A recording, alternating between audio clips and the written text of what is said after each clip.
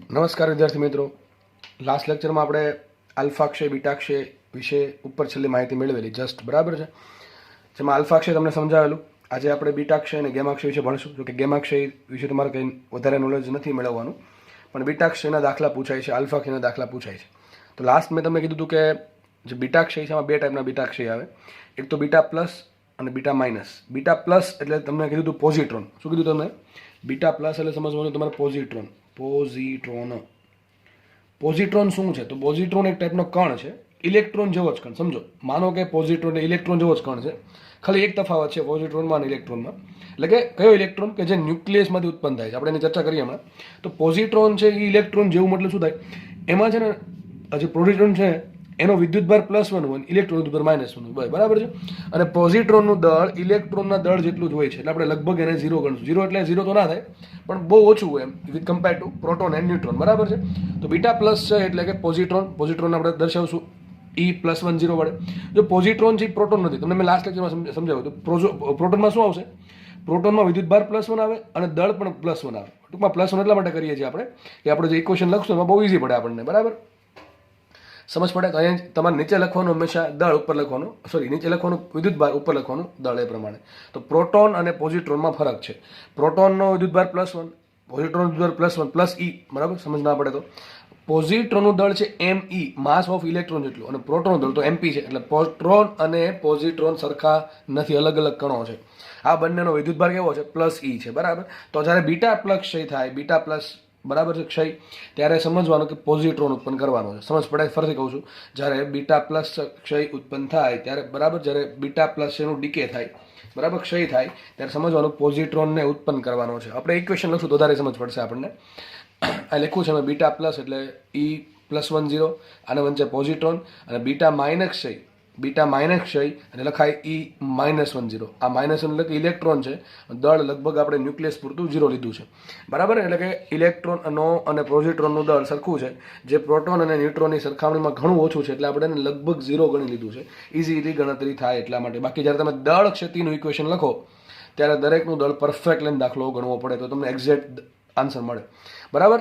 Okay, ચલો આપણે start કરીએ. તો બીટા પ્લસનું સમીકરણ શું આવશે? જો આપણે તમારે શું યાદ રાખવાનું છે? ખાલી બસ જસ એટલું, સમીકરણ લખતા આવડવું જોઈએ. તમને રકમમાં ગમે દાખલા પૂછશે, આપણે દાખલા ગણશું, એનો તમને અભ્યાસ ઓટોમેટિક આવડી જશે. અને બીજી વાત, આ ચેપ્ટરનો મોટા ભાગનો પોર્શન પતી ગયો છે. હવે જે બાકી છે, નાનકડો ભાગ બાકી છે, થિયરેટિકલ ભાગ બાકી છે, જે તમારી NCERTમાં આપેલો છે, બેઠો જ છે, બરાબર. અમે એક થિયરી તમારે જાતે કરવાનું રહેશે.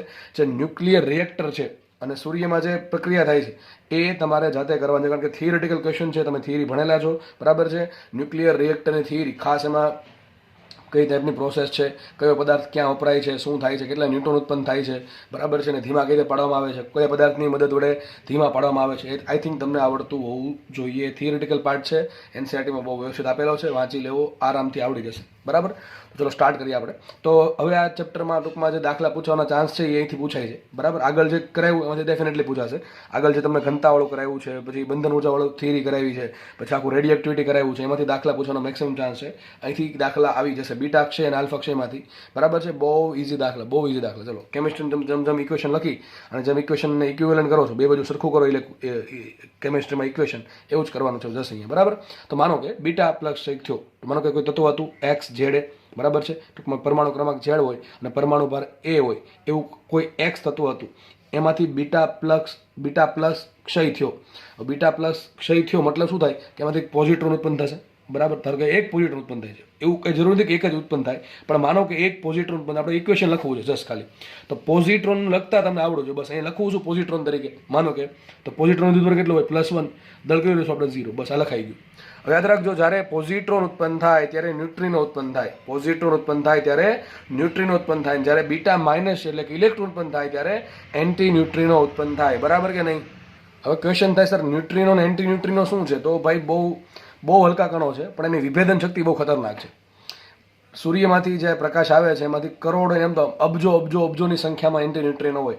માનો કે તમે સૂર્યપ્રકાશમાં ઊભા છો તો તમારા શરીરમાંથી 1 સેકન્ડમાં કરોડોની તો કે અબજોની સંખ્યામાં એન્ટી ન્યુટ્રિનો પસાર થઈ જાય. એને ઓળખવા બહુ અઘરા છે, બરાબર છે. હમણાં ભારતમાં લગભગ 2 વર્ષ પહેલાં ન્યૂઝ હતા કે આપણું જે સધન પાર્ટ છે, બરાબર, કે જ્યાં દક્ષિણ ભારત ટૂંકમાં, એમાં જે નીલગિરીની પહાડીઓ છે, ત્યાં એક આપણે ન્યુટ્રિનોની રિસર્ચ લેબોરેટરી ચાલુ કરવાની હતી. ન્યુટ્રિનોની રિસર્ચ લેબોરેટરી ચાલુ કરવાની હતી, બરાબર છે.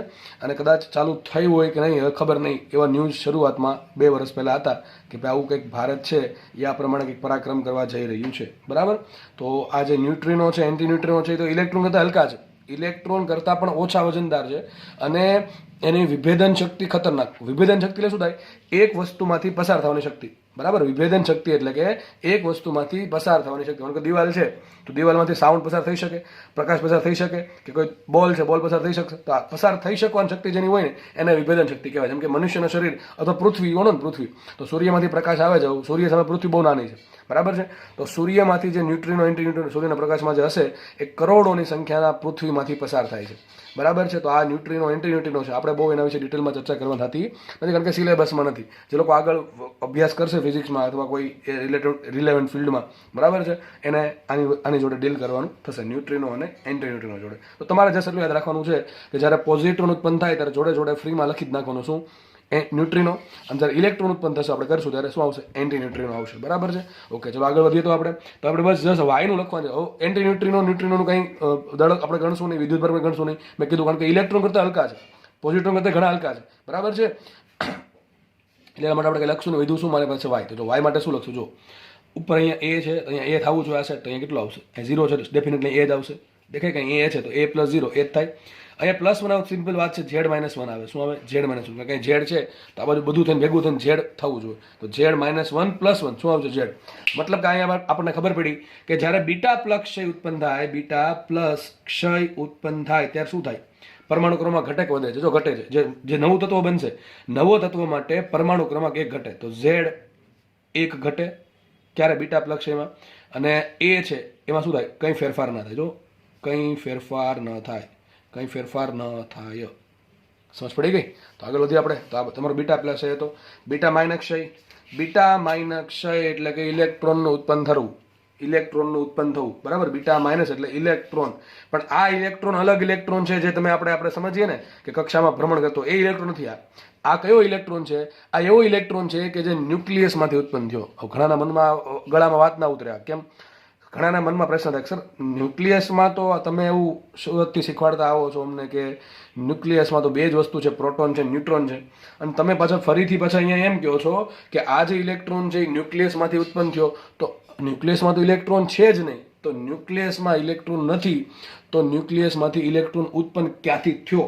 તો એનો આન્સર તમને હું થોડાક જ સમયમાં આપી દઈશ, થોડીક ધીરજ રાખો. પણ પહેલી વાત કે આ બીટા માઇનસ છે એટલે ઇલેક્ટ્રોનનું ઉત્પન્ન થવું, બરાબર. ઇલેક્ટ્રોન માઇનસ લખાઈશું એને E-10, અને આ ઇલેક્ટ્રોન ક્યાંથી ઉત્પન્ન થયો છે? ન્યુક્લિયસમાંથી. ક્યાંથી ઉત્પન્ન થયો છે? ન્યુક્લિયસમાંથી ઉત્પન્ન થયેલા ઇલેક્ટ્રોનની વાત ચાલે છે અહીંયા. તો માનો કે કોઈ તત્વ છે XZ, એમાંથી શું થાય છે? બીટા માઇનસ ક્ષય થાય છે. કયો ક્ષય થાય છે? બીટા -1. અહીંયા થાય છે બીટા પ્લસ ક્ષય. બીટા માઇનસ ક્ષય થયો. હવે ધારો કે લખી નાખવાનું, શું પેલા ઇલેક્ટ્રોન લખી નાખી. ઇલેક્ટ્રોન શું હશે? વિદ્યુતભાર -1, દળ આપણે 0 લેશું, અને જોડે જોડે શું આવશે? એન્ટી ન્યુટ્રિનો આવશે, બરાબર. એન્ટી ન્યુટ્રિનો આવશે. જેમ પોઝિટ્રોન ને ઇલેક્ટ્રોન છે એ એકબીજાના પ્રતિકર્ણ છે. પ્રતિકર્ણ એટલે કે દળ સરખું પણ વિદ્યુતભાર અલગ અલગ છે, બરાબર છે. એમ ન્યુટ્રિનો અને એન્ટી ન્યુટ્રિનો એકબીજાના પ્રતિકર્ણ છે. એના વિશે ડિટેલમાં ચર્ચા નથી કરવાની આપણે, બરાબર. ઓકે, ચલો. બાકી એમ તો ઘણું બધું એના વિશે તમે જાણી શકો. વિચાર કરો ને, સરકાર રિસર્ચ લેબોરેટરી ક્યારે બનાવવાનું વિચારતી હોય? અને બહુ ઓછા કન્ટ્રી છે, લગભગ I think China, USA, Russia, આવા 2-3 કન્ટ્રી છે, 2 થી 4-5 કન્ટ્રી કે જે લોકો આવી રિસર્ચ લેબોરેટરી ધરાવે છે, બરાબર. આપણે આગળ વધીએ તો આ જે વાય છે એના માટે તમારે બસ દાખલા તમારે શું પૂછે ખબર? આ વાયનું શું હશે? વાયનું પરમાણુ ક્રમાંક કેટલો હોય? વાયનો પરમાણુ દળાંક કેટલો હોય? તો સીધી વાત છે, પરમાણુ દળાંક અહીંયા 0 છે, તો અહીંયા કેટલો? A છે. એટલે કે આ બાજુ જેટલો પરમાણુ ક્રમાંક દળાંક છે એટલો આ બાજુ હોવો જોઈએ, જેટલો આ બાજુ Z એટલો આ બાજુ Z હોવો જોઈએ, જેટલો આ બાજુ A છે એટલો આ બાજુ કુલ ભેગો થઈને A થવો જોઈએ. તો અહીંયા 0 છે તો અહીંયા A જ આવશે. અહીં શું આવશે? Z+1. જો આ પ્રશ્ન બહુ પૂછાય, બીટા પ્લસ ને બીટા માઇનસમાં બહુ મોટો ડિફરન્સ છે.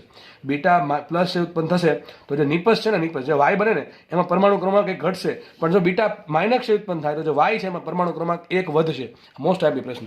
તો બીટા ખાસ તમારા બોર્ડ અને ગુજકેટ માટે, બીટા માઇનસમાં શું થાય કે પરમાણુ ક્રમાંક Z છે એ 1 વધે. હવે ગોખવાનું ના હોય, આમાં ઘણા ગોખી નાખે, પછી પરીક્ષામાં ભૂલી જાય કે આનું આમાં હતું કે આનું આમાં હતું, આમાં Z વધે ઘટે કે આમાં Z વધે ઘટે. અરે ભાઈ વિચારું ને, ઇક્વેશન લખો, સીધી ખબર પડી જાય. ગોખવાની વસ્તુ છે નહીં. આમાં Z 1 વધશે અને પરમાણુ ક્રમાંકમાં કંઈ ફેરફાર થશે નહીં, નો ફેરફાર, બરાબર, નો ડિફરન્સ. ઓકે, તો આ તમારો બીટા પ્લસ છે, બીટા માઇનસ છે, ખાસ યાદ રાખવું. હવે આપણે સમજીએ કે સર આ ઇલેક્ટ્રોન સાલો ક્યાંથી ઉત્પન્ન થયો હતો? ન્યુક્લિયસમાંથી. તો જુઓ, ન્યુક્લિયસમાં શું થાય ખબર છે, કોઈ અસ્થાયી થતો હોય ને એમાં મોસ્ટલી એવું થતું હોય કે એમાં ન્યુક્લિયસમાં બે વસ્તુ છે, પ્રોટોન અને ન્યુટ્રોન. તો એમાં ન્યુટ્રોનનું પ્રોટોનમાં ઘણી વખત રૂપાંતર થતું હોય અને પ્રોટોનનું ન્યુટ્રોનમાં રૂપાંતરણ થતું હોય છે. બરાબર, ફરતી કહું છું, ન્યુક્લિયસની અંદર બે ગણો છે, ન્યુટ્રોન અને પ્રોટોન. અત્યારે એવું માનીએ છીએ, જો કે હજુ તો સ્ટડી ઘણી આગળ જશે અને એવું ખબર છે ક્વાર્ક્સના બનેલા છે. બરાબર, પછી હજી આગળ વધીએ તો અલગ વસ્તુ છે, પણ અત્યારે એવું માની લઈએ. મેં તમને ચેપ્ટરની શરૂઆતમાં કીધું હતું કે આપણે એવું માનશું અત્યાર પૂરતું, હાલ પૂરતું, કે ભાઈ ન્યુક્લિયસમાં બે કણો છે, પ્રોટોન અને ન્યુટ્રોન. બરાબર, મૂળભૂત કણો માની લઈએ આપણે. હવે થતું એવું હોય કે ન્યુટ્રોનનું પ્રોટોનમાં રૂપાંતર થતું હોય અને પ્રોટોનનું ન્યુટ્રોનમાં રૂપાંતરણ થતું હોય છે, ખાસ ભારે તત્વોમાં. બરાબર, તો ત્યારે શું થાય જો આપણે સમજીએ. માનો કે ન્યુક્લિયસમાં એક ન્યુટ્રોન છે, હવે આ ન્યુટ્રોનનું પ્રોટોનમાં રૂપાંતર થાય છે, ન્યુટ્રોનનું પ્રોટોનમાં રૂપાંતર થાય છે. હવે તમારે ઇક્વેશન લખવાનું છે, જોડે જોડે શું ઉત્પન્ન થાય. ચલો, મને આગળ કંઈ ખબર છે નહીં, મારે શું કરવાનું છે, મારી પાસે એક ન્યુટ્રોન છે, એનું રૂપાંતરણ મારે પ્રોટોનમાં કરવાનું છે. બરાબર, શું થાય જો ન્યુટ્રોનને શું લખશું, પહેલાં કણને લખતા આવડો છે ભાઈ. 0+1 ક્યાં આવે, નીચે મેં હજી કીધું, નીચે શું આવે, નીચે આવશે વિદ્યુત ભાર, ઉપર શું છે, દળ આવશે. તો ન્યુટ્રોન વિદ્યુત ભાર કેટલો હોય, ન્યુટ્રોનનો વિદ્યુત ભાર હોય 0, દળ કેટલું, +1 લેવાનું. બરાબર છે, લગભગ સરખું લઈએ છીએ, એક્ઝેક્ટલી +1.008 એવું કંઈક આવે. બરાબર, 1.00866 આવશે અને અહીંયા કંઈક 1.007 પછી કંઈક બે આંકડા આવશે, એ યુમાં આપણે શોધેલું છે, પણ આપણે એને +1 લેશું સિમ્પલ ગણતરી માટે. તો ધારો કે ન્યુટ્રોન છે, શું ઉત્પન્ન થશે, એનું લખાઈશું, સોરી 0+1, એમાંથી શું ઉત્પન્ન કરી નાખો, પ્રોટોન ઉત્પન્ન કરી નાખો. શું ઉત્પન્ન કરી નાખો, પ્રોટોન. જો ઉપર લખ્યું છે ન્યુટ્રોનનું પ્રોટોનમાં રૂપાંતરણ, તો પ્રોટોન બનાવી નાખો. હવે પ્રોટોને લખાઈશું, પ્રોટોને લખાશે શું, એનું વિદ્યુત ભાર કેટલો, +1, દળ કેટલું, +1. તો ન્યુટ્રોનમાંથી તમારે લખવાનું છે +1. તો તમે જો ડાયરેક્ટલી ખાલી આટલું લખી નાખો કે neutron is goes to proton. બરાબર, તો ચાલશે, નહીં ચાલે, કારણ કે જો આ બાજુ ઇક્વેશન સરખું નથી, ઉપર તો +1 સરખું છે, નીચે સરખું છે નહીં. વિચારો, મારે અહીંયા શું લાવવું પડે, એ 0 લાવવા પડે, આ +1 શું મૂકવું પડે, -1 મૂકવું પડે, આ +1 આવી ગયા એ 0 મૂકવું પડે. સર આ શું છે, અરે સર આ તો ઇલેક્ટ્રોન છે, આ તો ઇલેક્ટ્રોન છે ને, જોડે જોડે શું આવે, એન્ટી ન્યુટ્રિનો આવે. તો પ્રશ્ન બહુ પૂછાય આ પ્રશ્ન. ન્યુટ્રોનનું પ્રોટોનમાં રૂપાંતરણ થાય ત્યારે શું ઉત્પન્ન થાય, ઇલેક્ટ્રોન ઉત્પન્ન થાય. શું ઉત્પન્ન થાય, ઇલેક્ટ્રોન ઉત્પન્ન થાય, અથવા આપણે એને શું કહીએ, બીટા માઇનસ કણ કહીએ. શું કહીએ, બીટા માઇનસ કણ. તો તમારો જો પ્રશ્ન હતો કે સર ન્યુક્લિયસમાં તો પ્રોટોન અને ન્યુટ્રોન બે જ છે, તો ઇલેક્ટ્રોન ક્યાંથી આવ્યો, જો અહીંથી આવ્યો. જ્યારે ન્યુટ્રોનનું પ્રોટોનમાં રૂપાંતરણ થાય ત્યારે ન્યુક્લિયસમાં પ્રોટોન તો બનવાનો છે, રૂપાંતરણ થયું એટલે ન્યુટ્રોનનું પ્રોટોનમાં જોડે જોડે શું બનશે, ઇલેક્ટ્રોન. એટલે કે આપણે એને કહીએ બીટા માઇનસ કણ. જો આ ઇલેક્ટ્રોન આપણે એટલા માટે જ કહેતા, કારણ કે આ ઇલેક્ટ્રોન કન્ફ્યુઝ કરે આપણને કોની જોડે, તે કક્ષામાં ભ્રમણ કરે ને એ ઇલેક્ટ્રોન સાથે, એટલા માટે આપણે નવું નામ આપ્યું અને બીટા માઇનસ કણ. શું નામ આપ્યું, બીટા માઇનસ કણ. તો જ્યારે ન્યુટ્રોનનું પ્રોટોનમાં રૂપાંતરણ થાય ત્યારે શું ઉત્પન્ન થાય, પ્રોટોન તો થવાનો જ છે, જોડે જોડે બીટા માઇનસ કણ, અને બીટા માઇનસ કણ જોડાવવાનું કીધું હતું એ પ્રમાણે એન્ટી ન્યુટ્રિનો ઉત્પન્ન થશે. ખબર પડી ગઈ. હવે જેવું પ્રોટોનમાં રૂપાંતરણ થાય છે, બરાબર, એ પ્રમાણે ઘણી વખત ઉલટું થાય, પ્રોટોનનું ન્યુટ્રોનમાં રૂપાંતર થતું હોય. શું થતું હોય, પ્રોટોનનું ન્યુટ્રોનમાં રૂપાંતરણ થતું હોય છે. ચલો, તો મારી પાસે પ્રોટોન છે, પ્રોટોન લખાઈશું +1. બરાબર, આગળ વધીએ, ન્યુટ્રોન ઉત્પન્ન કરી નાખો, ન્યુટ્રોન શું કહે, 0+1. હવે સર અહીંયા શું ઉત્પન્ન કરું, કંઈ નહીં, ઇક્વેશન સરખાવવું પડે. અહીંયા +1, અહીંયા +1 આવી ગયું, 0 લખવું પડશે ડેફિનેટલી. આ તમે પ્લસ કે માઇનસ કે ગમે લખશો તો ઇક્વેશન અનબેલેન્સ થશે. બરાબર છે, તો બેલેન્સ કરવા માટે +1 0 મૂકવું પડશે. બરાબર છે, અહીંયા +1 છે, અહીં 0 હોય તો શું મૂકવું પડે, +1 મૂકવું પડે. કંઈ તમારે એક જ વસ્તુ યાદ રાખવાની કે આ જે એરો છે એની આ બાજુ, પ્રક્રિયાની આ બાજુ જે પ્રક્રિયકો છે, ટૂંકમાં એક જ હશે મોસ્ટલી. બરાબર, એનો જે પરમાણુ ક્રમાંક છે એ ભેગો થવો જો Z, અને અહીંયા જે +1 છે એ બધાને ભેગો થઈને થવો જોઈએ. બરાબર, જોડે શું આવશે, આ શું છે, આ બીટા પ્લસ કણ છે, એને આપણે પોઝિટ્રોન કહીએ છીએ. શું છે આ, બીટા પ્લસ કણ. તો આ બીટા પ્લસ પણ ક્યાંથી ઉત્પન્ન થાય છે, એ પણ ઉત્પન્ન થાય છે ન્યુક્લિયસમાંથી, જ્યારે પ્રોટોનનું ન્યુટ્રોનમાં રૂપાંતરણ થાય છે એ દરમિયાન. અને જોડે શું આવશે, ન્યુટ્રિનો આવશે. બરાબર, તો ખાસ યાદ રાખવું, આ બે ઇક્વેશન બહુ એકદમ ફંડામેન્ટલ ઇક્વેશન છે અને ઘણી વખત કામમાં આવશે તમને. બરાબર, આમાંથી તમને MCQ ટાઈપના પ્રશ્ન પૂછી શકે આરામથી, સ્ટેટમેન્ટ આધારિત અથવા શું કહેવાય વન લાઇનર ક્વેશ્ચનમાંથી પૂછવાના ચાન્સીસ ખરા. બરાબર, આગળ વધીએ. જો હવે આ તમારે જાતે લખવાનું છે કે આલ્ફા કણનું ઉત્પન્ન થાય ત્યારે ઝેડમાં કેટલો વધારો ઘટાડો થાય.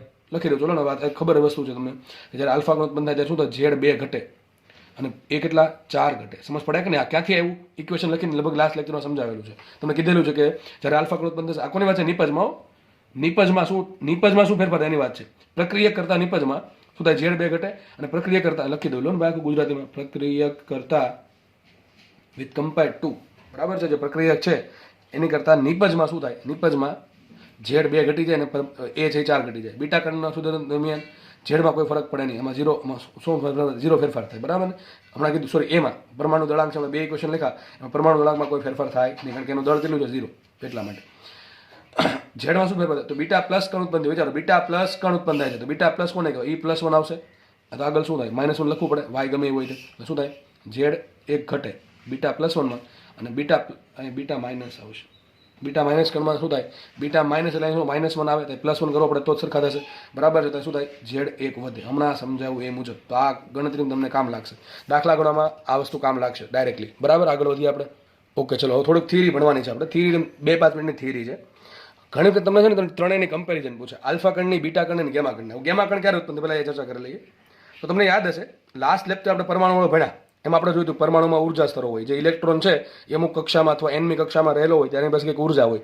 આપણે ભણ્યું હતું -13.6 Z² ભાગ્યા n², બરાબર છે. તો એક ઉર્જા હતી. તો હવે એવું છે કે જે પ્રમાણે પરમાણુમાં ઉર્જા સ્તર હોય એ પ્રમાણે ન્યુક્લિયસમાં પણ ઉર્જા સ્તર હોય. શું હોય? જે પ્રમાણે પરમાણુમાં ઉર્જા સ્તર છે એ પ્રમાણે ન્યુક્લિયસમાં પણ ઉર્જા સ્તર. આ બધી છે ને બહુ હાઈ લેવલની વાતો છે જે આપણે સિલેબસમાં નથી. આમ તો તમે ગેમા કણનું થોડુંક એવું જ કીધું છે, પણ મેં કીધું જે લોકો આગળ વધશે, બરાબર, આ ફિલ્ડમાં અથવા ભવિષ્યમાં એને રિલેવન્ટ કોઈ પણ ફિલ્ડમાં, એ બધાની ડિટેલમાં ભણવાનું આવશે. અત્યારે આપણે બહુ ઉપર ચાલવું છે.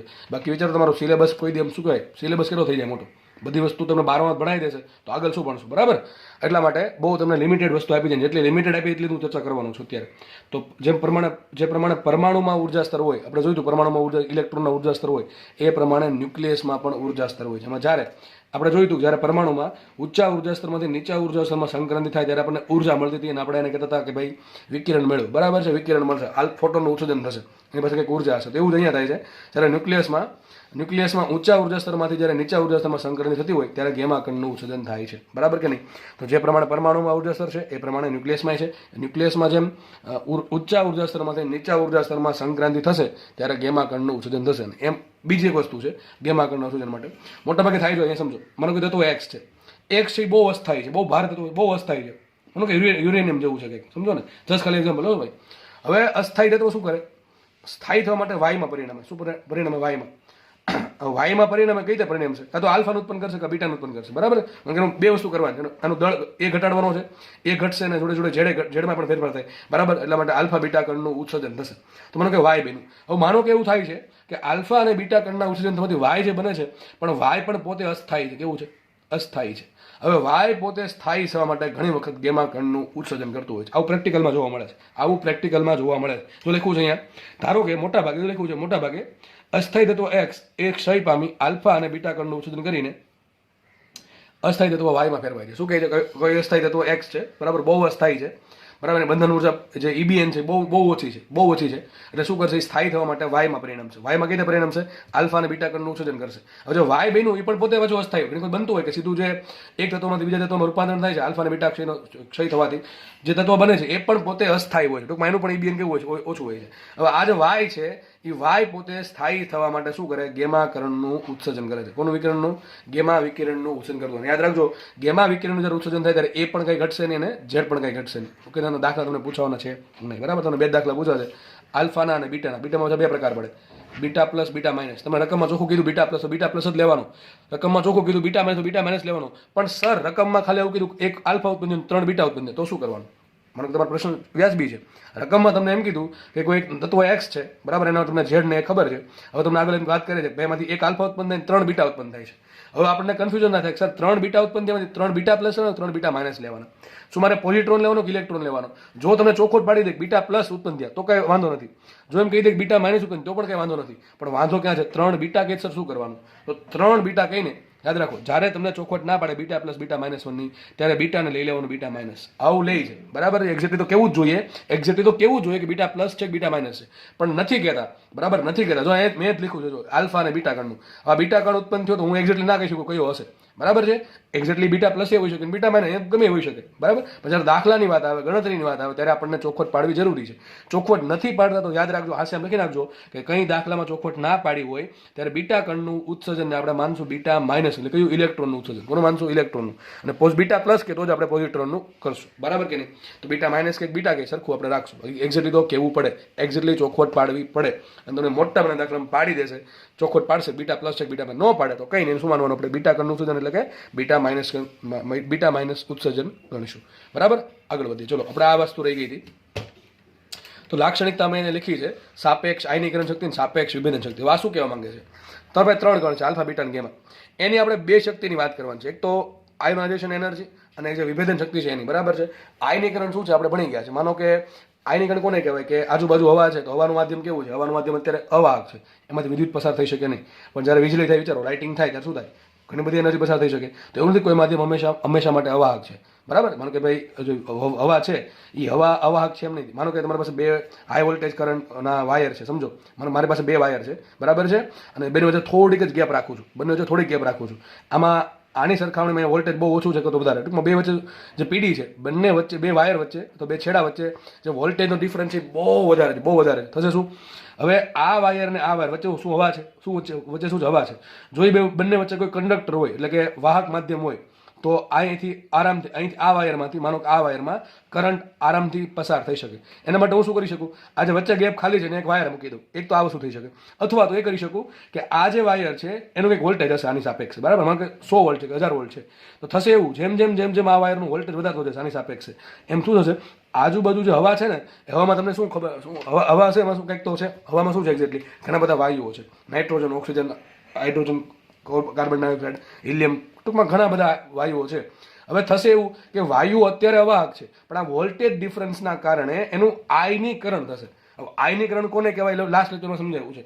આયનીકરણ થશે, અને આયનીકરણ થવાના કારણે જે હવા છે એ હવાનું માધ્યમ પહેલા અવાહક હતું, હવે થઈ ગયું વાહક. કેવું થઈ ગયું, વાહક. તમે જે સ્પાર્ક સાંભળ્યું છે ને, સ્પાર્ક, તિખારો, તો સ્પાર્ક આના કારણે થાય છે. સ્પાર્ક ક્યાં થાય, હવામાં થાય કે વાયરમાં થાય? અરે હવામાં થાય. હવાના માધ્યમ છે એ હવાના જે વાયુઓ છે એ પહેલા અવાહક હતા, હવે કેવા થઈ ગયા, વાહક. કોના કારણે થઈ ગયા, ઇલેક્ટ્રિક ફિલ્ડના કારણે. ઇલેક્ટ્રિક ફિલ્ડના કારણે, બરાબર છે.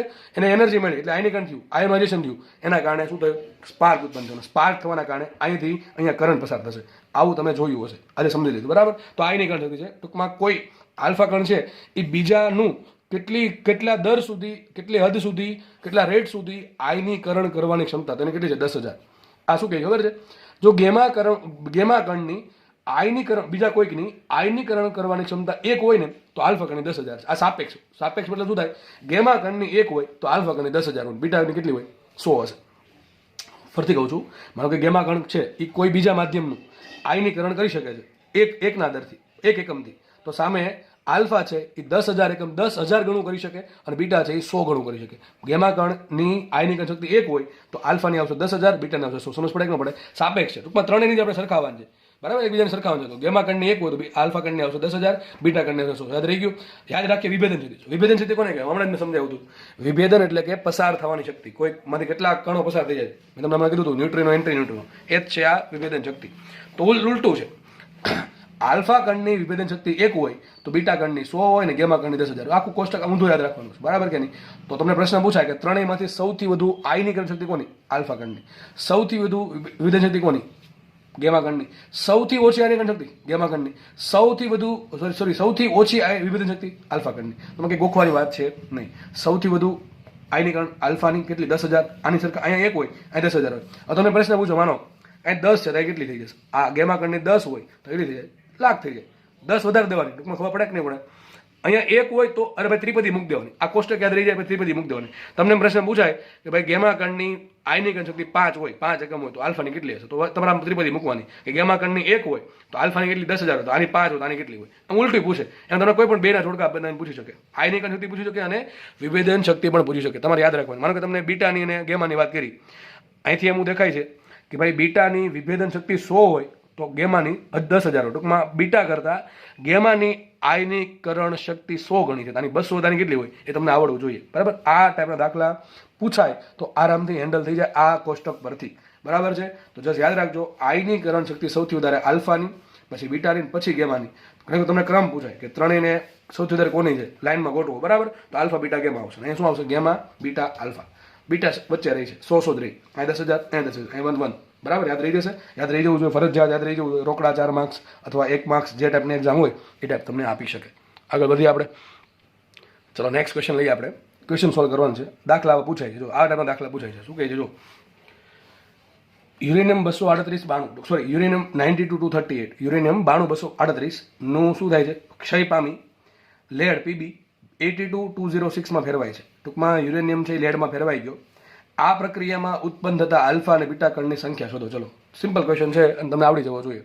તમે ધારો તો ઇક્વેશન લખીને જાતે પણ ટ્રાય કરી શકો છો. શું કહે છે, જો યુરેનિયમ છે એનું લેડમાં રૂપાંતરણ થાય છે, ક્ષય પામે છે.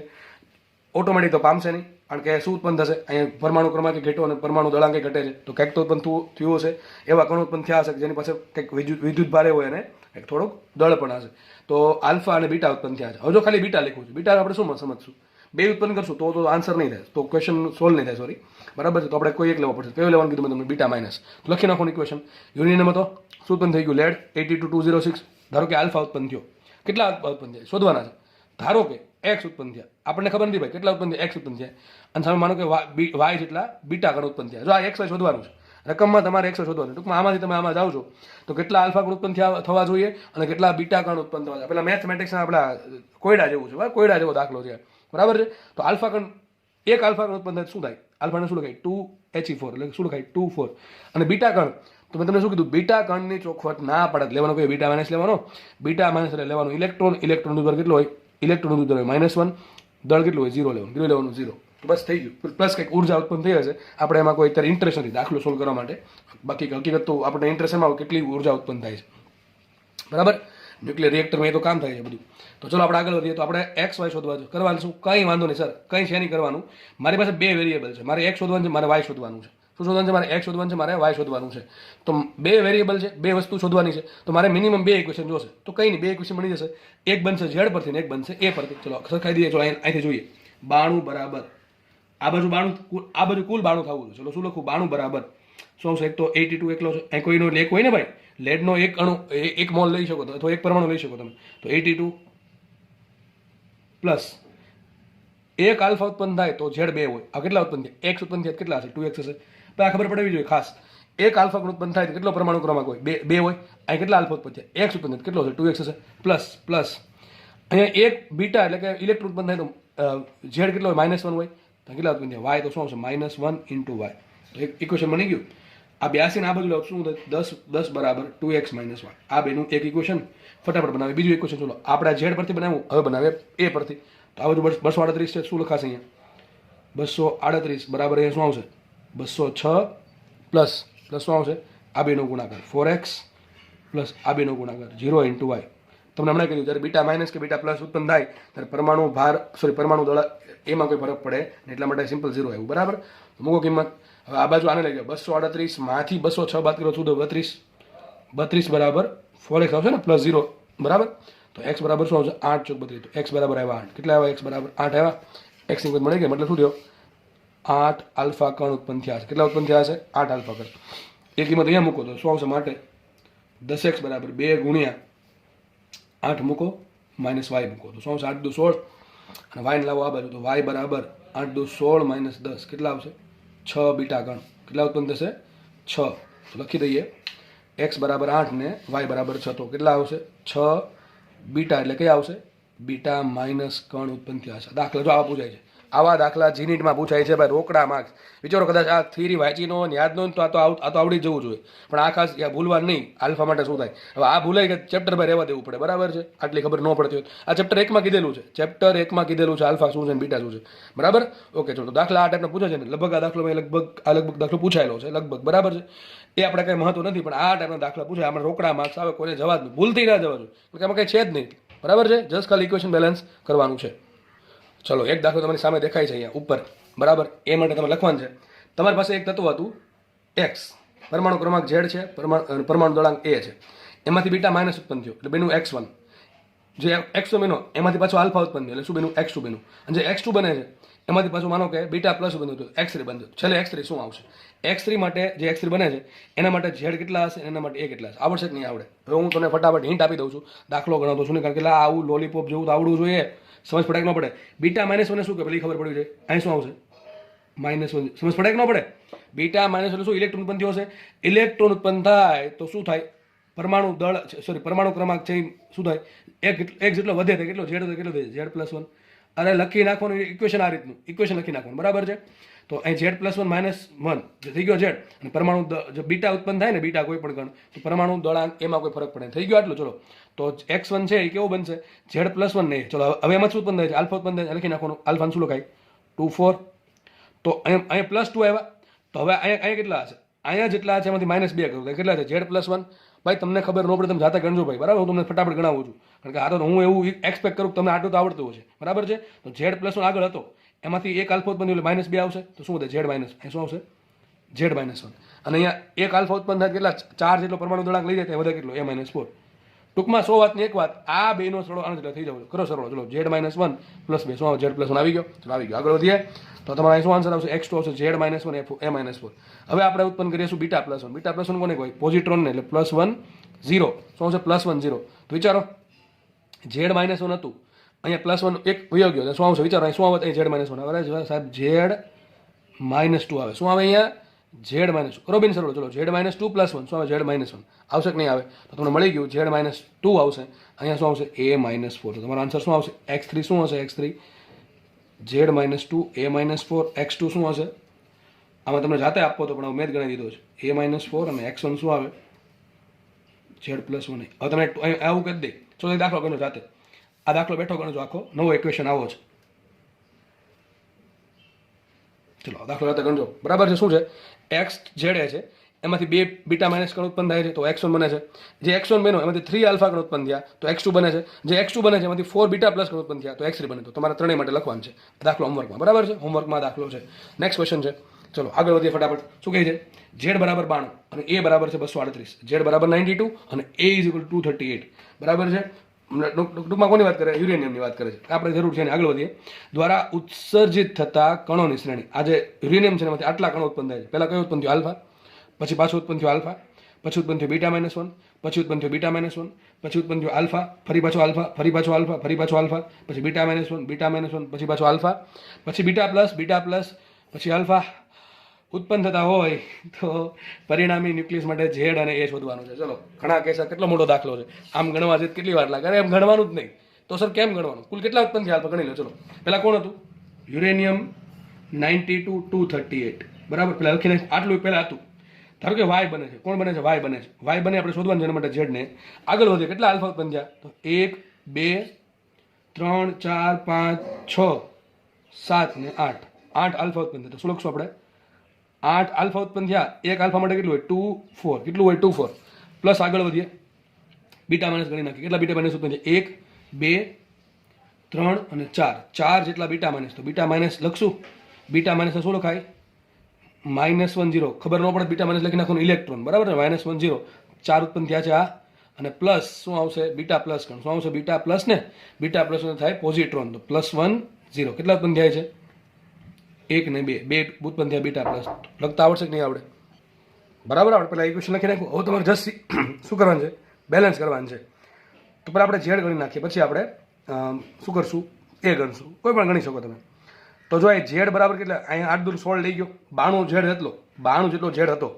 એમાંથી આલ્ફા કેટલો લઈ ગયા? 16 લઈ ગયા. 16 લઈ ગયા છે. 4 ગુણ્યા -4 લઈ ગયા. અને 2 એકુ 2 તો 2 લઈ ગયા છે.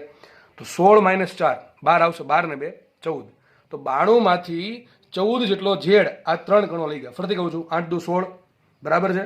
ભાઈ 4 ગુણ્યા -1 -4 અને 2 ગુણ્યા પ્લસ એટલે +2 થયો. આ +16 છે. આ -4 છે અને +2 છે. 16 ને 2 18 -4 એટલે શું કરો આપણે? 92 જેટલો ઝેડ હતો એમાંથી આની પાસે ત્રણેય પાસે કેટલો છે? ત્રણેય પાસે ભેગો થઈને છે 14 જેટલો ઝેડ. તો વધે કેટલો આની પાસે? 92 માંથી કેટલા બાદ કરો આપણે? 14 બાદ કરો આપણે. 92 માંથી 14 બાદ કરો શું થાય? સિમ્પલ 78. બરાબર. 8 ને 4 12 અને દીપડે એટલે શું થાય? 92 થાય કે ન થાય? એ તો જો કે આમને આવડતું હોય. બરાબર. તો 78 જેટલો મળી ગયો. ઝેડ મળી ગયો 78. ઓકે આગળ વધીએ. માનો તમે ઓપ્શનમાં ખાલી એક જ ઓપ્શન એવો છે જેમાં 78 દેખાય તો આગળ એ ગણવાની જરૂર છે નહીં. ઓપ્શનવાળો વાત છે. બરાબર છે. સ્માર્ટ વર્ક કરવાનું પડે પણ ખબર પડી જાય 78 જ આવે. આપણે ગણી નાખીએ અત્યારે તો શું આવશે? ઉપર એ કેટલા આવે? ચલો તો વિચારો કેટલો ઝેડ લઈ જાય. જો એક તો 8 ચોક 32. તો ઉપર 32 તો એક આલ્ફા લઈ ગયો છે. 32 એક આ લઈ ગયો. આ લઈ ગયો 0. આ લઈ ગયો 0. ટૂંકમાં 238 જેટલો એ હતો. એમાંથી આલ્ફા બીટા અને ગેમા આલ્ફા બીટા અને બીટા +1 આ ત્રણેય ભેગા થઈને કેટલો ઝેડ લે એ લઈ ગયો 32. 8 ચોક 32. તો 32 જેટલો એ લઈ જાય. તો 238 માંથી બાદ કરો 32 તો શું વધે? સિમ્પલ 206. બસ 206. પતી ગયો દાખલો. ઝેડ નહીં આપણે શોધી નહીં. તો દાખલો જો ઇઝી છે અને આ ટાઈપના દાખલા પૂછાય છે ભાઈ. બરાબર છે. આ જેમ પેલા સેમિકન્ડક્ટરમાં ખબર ગેટવાળા દાખલા પૂછી નાખે એમ આ ટાઈપના દાખલા પૂછાય જ છે. એટલે ઘણી આમાં તો કોઈને ભૂલથી માર્ક્સ ના જવો, ભૂલથી નહીં. બરાબર. જોકે માર્ક્સ કેમ ના જવો જોઈએ પણ આમાં તો કદાચ ઊંઘમાંથી જગાડીને આમ ગણવાનું કહે તો ઊંઘમાં ગણી નાખવાનું આખું ખોલા વગર. આગળ વધીએ. ચલો નેક્સ્ટ થિયરી ભણીએ. મેં એક પેજમાં લખેલી છે. હવે તમારું પેલું આલ્ફાક્ષય બીટાક્ષય પૂરો થઈ ગયો. બરાબર. રેડિયો એક્ટિવિટી પૂરું થઈ ગયું. તો ચેપ્ટરનો થોડોક એવો ભાગ બાકી છે. બરાબર છે. એમાંથી ક્યારેક દાખલો પૂછાય છે. આપણે મૂકવાનું થતો નથી કંઈ પણ. ચલો હવે માનો કે એ પેલી થિયરી સમજાવું, પેલા એક્ઝામ્પલથી સમજાવું. માનો કે કોઈ જગ્યાએ શું થાય છે કે જમીન પૃથ્વીના પેટ્રોલમાંથી કોઈ ધાતુનું શું કરે પેલું કરે છે, બરાબર, રો મટીરિયલ મેળવું. હવે થાય એવું, માનો કે બેરિલિયમ મેળવું, માનો કે અથવા ક્લોરિન મળે, ચલો ક્લોરિન મળે છે, તો બને એવું છે ક્લોરિનને એક કરતાં વધુ સમસ્થાનિકો છે. ક્લોરિનને એક કરતાં વધુ સમસ્થાનિક, કે હાઇડ્રોજન છે ને કેટલા છે, હાઇડ્રોજન, ડ્યુટેરિયમ, ટ્રિટિયમ, આ 3 સમસ્થાનિકો છે. એ પ્રમાણે ક્લોરિન અથવા બીજા ઘણા બધા તત્વો છે જેને પોતપોતાના અલગ અલગ સમસ્થાનિકો હોય. માનો કે ખનિજ મેળવું, એક તમારી પાસે 1 કિલો ખનિજ છે, 1 કિલો ખનિજ છે. હવે એ થયું એવું કે એક કિલો ખનિજ છે, એમાંથી અમુક ભાગનું, માનો કે 1 કિલો ક્લોરિન છે, બરાબર, કેવો છે ક્લોરિન છે, સમજો ખાલી સિમ્પલ ક્લોરિન છે, 1 કિલો ક્લોરિન છે. ક્લોરિનના 2 સમસ્થાનિકો છે, ક્લોરિન 35 ને ક્લોરિન 36, બરાબર, લગભગ એટલા જ છે, ક્લોરિન 32, ક્લોરિન 36. તો 1 કિલો ક્લોરિનમાં કેટલું છે પેલું ક્લોરિન 32 છે ને કેટલું છે ક્લોરિન 36 છે, એના આધારે મારે નક્કી કરવું છે ભાઈ ક્લોરિન છે, સિમ્પલ ક્લોરિન, તો એનું દળ કેટલું. તો એક સૂત્ર છે, જુઓ સિમ્પલ. જ્યારે કોઈ તત્વના ખનિજમાં, સમજો ખાલી, જ્યારે કોઈ તત્વના ખનિજમાં મળતા જુદા જુદા આઇસોટોપ્સ એટલે કે શું થાય, સમસ્થાનિકોના દળ અનુક્રમે M1 M2 M3 .mn તથા એના ટકાવારી કેટલી છે એની x1 x2 x3 .xn હોય તો શું કહે છે, જો માનો કે કોઈ ખનિજ છે અથવા કોઈ તત્વ છે, એના n સમસ્થાનિકો છે. મેં જનરલ વાત કરી છે, કેટલા છે, n સમસ્થાનિકો. n સમસ્થાનિકો છે ને, એક કોઈ ખનિજ છે, એ ખનિજમાં કુલ n સમસ્થાનિકો મળ્યા. કેટલા મળ્યા? કુલ n સમસ્થાનિકો મળ્યા. હવે n સમસ્થાનિકો, પહેલા સમસ્થાનિકનું દળ m1 છે, બીજા સમસ્થાનિકનું દળ m2 છે, ત્રીજાનું દળ m3 છે, ચોથાનું દળ m4 છે, છેલ્લું છે nમું સમસ્થાનિક છે, એનું દળ m1 છે. અને એનું પ્રમાણ છે, ભાઈ દરેક ખનિજ, તમે કોઈ પણ ખનિજ લઈ લો, તેમાં દરેક કંઈ સરખું જ હોય જરૂર નહીં. તમે કોઈ માનો કે વાયુ છે, તે વાયુમાં શું જેટલો હાઇડ્રોજન હોય એટલો ડ્યુટેરિયમ હોવો જરૂરી છે? ના. એટલો ટ્રિટિયમ હોવો જરૂરી છે? ના. અલગ અલગ માત્રામાં હોઈ શકે. તેની જે માત્રા છે એનું તમને પ્રતિશત પ્રમાણ આપ્યું છે, x1 x2, મતલબ કે m1 દળનું જે સમસ્થાનિક છે એનું પ્રમાણ એ ખનિજમાં x1% છે, બીજા m2 જે દળનું સમસ્થાનિક છે એનું પ્રમાણ x2% છે, ત્રીજો જે m3 દળનું સમસ્થાનિક છે એનું ટકાવારી કેટલી છે, x3, છેલ્લાની છે xn. મને કે આ બધાને સરળ કેટલું થાય, x1 x2 x3 કુલ સરળ 100% થાય. કેટલું થાય? 100%, બરાબર કે નહીં? પેલું 10% છે, બીજું 20% છે, ત્રીજું 30% છે, ચોથું મળે કે ના મળે? આરામથી મળે, 4 હોય તો કુલ સરવાળો છે 100%, બરાબર છે. તો હવે વાત કરીએ, સર મારી પાસે અલગ અલગ સંસ્થાનિકો છે, બરાબર, માનો કે ક્લોરિનના અલગ અલગ સંસ્થાનિકો છે, અલગ અલગ દળ છે, અલગ અલગ માત્રા, તો મારે સમજવું છે ક્લોરિન કેટલા ગ્રામ છે. તો એમ માનીશ કે ખનિજના નમૂનાનું, એટલે કે તત્વમાં જે તત્વ છે અથવા ખનિજનો જે નમૂનો છે એનું સમતુલ્ય દળ કેટલો આવશે? તો m બરાબર, જસ્ટ સૂત્ર ખાલી યાદ રાખવાનું છે, બીજું કાંઈ છે નહીં આમાં ભાઈ. m બરાબર શું આવશે? m1 x1 plus m2 x2 plus m3 x3 .mn xn છેદમાં 100%. તમારે શું કરવાનું? એનું દળ ગુણ્યા ટકાવારી, પ્લસ બીજું દળ ગુણ્યા ટકાવારી, ત્રીજા માટે દળ ગુણ્યા ટકાવારી, જેટલા બી આપ્યા બધા માટે શું કરવાનું? દળ ગુણ્યા ટકાવારી. ઉપર ટકા છે, નીચે ટકા વડે ભાંગો પડે તો દળ મળે. ઉપર શું છે? દળ ગુણ્યા ટકા. ઉપર છે દળ ગુણ્યા ટકા. નીચે આ બાજુ મેળવવાનું છે દળ, તો શું કરવું? સીધી વાત છે, 100% વડે ભાંગી નાખીએ તો શું મળે? મને મળે m મળે. આને હકીકત શું કહેવાય ખબર છે? આને કહેવાય દળ ભારિત સરેરાશ, બરાબર છે, વેઇટેડ એવરેજ. શું કહેવાય આને? Weighted average. કેટલા ટકાવારી છે ને કેટલું દળ છે એના આધારે વેઇટેડ એવરેજ કહેવાય. શું કહેવાય? Exactly weighted average. ટૂંકમાં દરેકનું કંઈક આપણે વેઇટેજ રાખેલું છે. ઓકે, તો તમને એમ મળશે. એક દાખલો ગણી નાખીએ ફટાફટ, જો કે તમારે જ ગણવાનો છે, હું તમને જસ્ટ હિન્ટ આપી દઈશ, બાકી તમારે દાખલો ગણવાનો છે. માનો કે ક્વેશ્ચન આવો છે, બોરોનના 2 આઇસોટોપ છે, બોરોનના 2 સમસ્થાનિક છે, એક બોરોન 510 અને બોરોન 511, બરાબર. જો કે આ દાખલા પૂછવાનો ચાન્સ ઓછા છે, પણ આવું પૂછી શકે, આવું, બરાબર, સિમ્પલ ક્વેશ્ચન પૂછી શકે કે જેમાં તમારે ગણતરી વગર ફટાફટ આન્સર આવતો હોય. એવું નહીં કીધું કે નહીં પૂછાય, પણ તમને બહુ ઇઝી પૂછશે, એટલે ગણતરી ઓછી આવશે એવું પૂછે, કેલ્સીની જરૂર નહીં પડે એવું પૂછે, તમને ખબર છે, બરાબર છે. પણ તમારી સમજણ માટે દાખલો મેં લીધો છે, જો કે એનસીઆરટીનો બોર્ડનો દાખલો છે, બરાબર.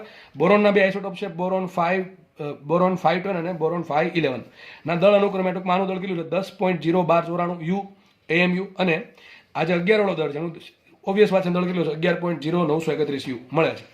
હવે આ બેનું ભેગું કરીને જે બોરોનનું દળ મળે છે ને, બે હકીકત ભેગા જ છે, બરાબર, કે ખનિજ છે, એમાં બોરોન 5 B10 છે અને બોરોન B11 છે. તો બોરોનનું જે ભેગું દળ છે, આખું જે ખનિજ છે એમાં જે બોરોન છે, ટૂંકમાં બોરોન છે, બરાબર છે, એ જે બોરોન છે એનું સમતુલ્ય દળ મળ્યું તમને 10.811. યાદ રાખજો, હંમેશા કેટલું હશે? આ બેની વચ્ચે હશે. સમતુલ્ય દળ મળે એ હંમેશા આ બે દળની વચ્ચે હશે. તો શું હશે? 10.811 u મળે છે. તો ક્વેશ્ચન એમ છે, આ બેના ટકાવારી જોતો. તમને 2 ટાઈપના દાખલા પૂછી શકે. પહેલો ટાઈપનો દાખલો જો અહીંયા છે, તમને mx, m1 x1 m2 x બધું આપી દે તો એમ પૂછી નાખે. અહીંયા ઉલટું કર્યું છે. એ લોકો શું આપ્યું તમને? M1 આપ્યું, એક ટુકડાનું દળ આપ્યું, એક સમસ્થાનિકનું દળ આપ્યું, બીજા સમસ્થાનિકનું દળ આપ્યું અને કેપિટલ M આપ્યું. અને આપણને ખબર છે કે બે સમસ્થાનિકો છે, કયા કયા છે? phi10 અને સોરી B10 અને B11. બરાબર છે. તો ક્વેશ્ચન એમ છે તમારે પ્રતિશત પ્રમાણ શોધવાનું છે. જે સમસ્થાનિકો છે આ B10 અને B11 એના કેટલા ટકાવારી છે. સિમ્પલ. M1 શું આપ્યું મને? ટૂંકમાં જે પેલો સમસ્થાનિક છે દળ કેટલું આપ્યું? 10.01294. એક તમે કામ કરજો, કેલ્સી વાપરી દેજો. 10.01294 યુ. આ પેલું દળ આપ્યું આપણે.